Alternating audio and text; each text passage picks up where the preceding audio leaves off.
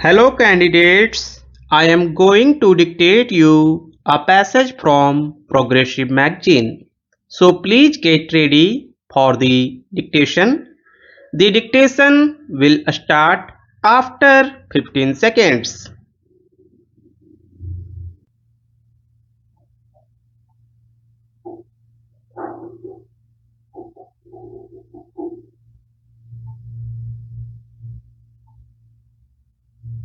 The history of the development of our railways is, in short, the history of our national development. Over the decades, the railways had undergone many changes and had to pass through many vicissitudes before they could attain their present strength and size. Prior to independence, the foreign rulers used the railways primarily as an instrument for colonial expansion. The growth of the railways during that period was unplanned and haphazard and had little relation to the requirements of the country and its people. The policy of the railways then lacked national perspective. It was only after independence that we witnessed a sea change both in the expansion and operation of the Indian railways.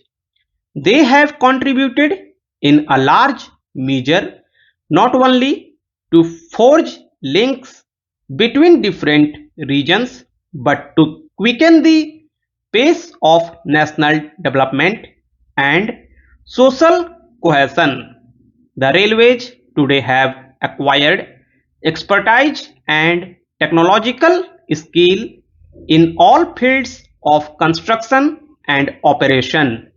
It is a novel feature that the Indian Railways have a research and design wing which carries in investigations into the various technical aspects of the railway operations. Steam engines, diesel engines, coaches, wagons, signaling, and a host of other accessories and stores are now manufactured in the country.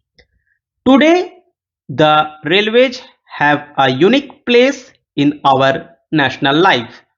They are not only carriers of passengers and goods but also promoters of national unity and economic progress. It is heartening to know that the India-made railway equipment is in use in the railways in many developing and developed countries.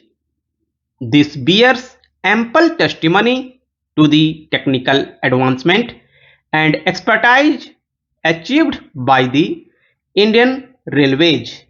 I am glad that after the new government has come into existence, a new deal for the well-being of the workers has been launched for the efficient and successful functioning of any public undertaking.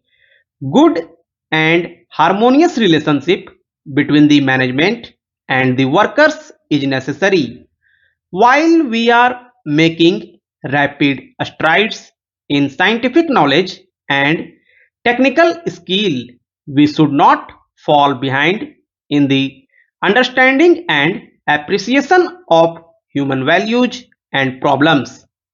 In dealing with human problems, we should have a broad vision and a deep insight into the national interest.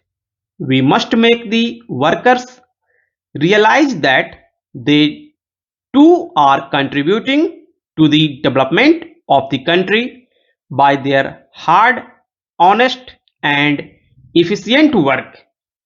I am glad that the workers' participation in the management is being encouraged largely.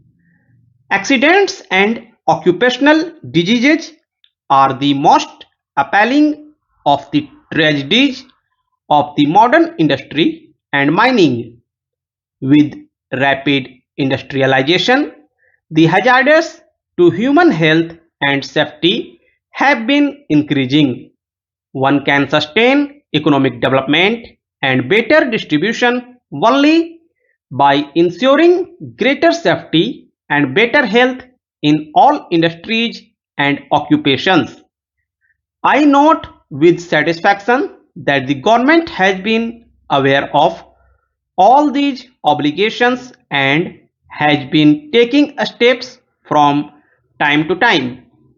The Factories Amendment Act 1976 has spelled a number of measures to step up the safety standards on the shop floor.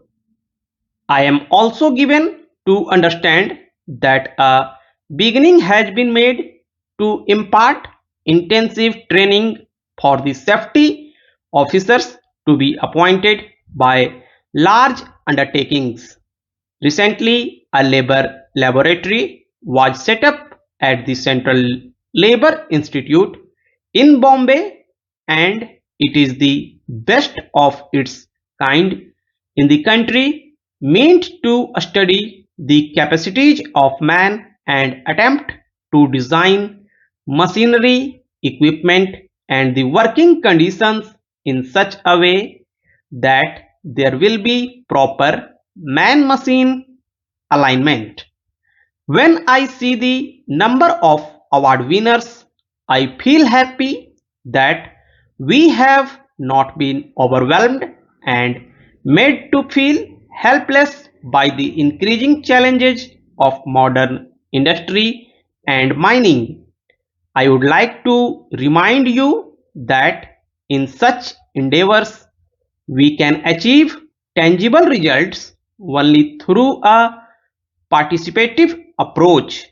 I am glad to note from the number of national safety and Sarmveer national awards presented today that such a participative and cooperative spirit is already prevailing. May I congratulate the workers who have made useful suggestions which I am sure will help in boosting safety and productivity in industry. The industrial organizations who have provided a fillip to these employees also deserve our congratulations.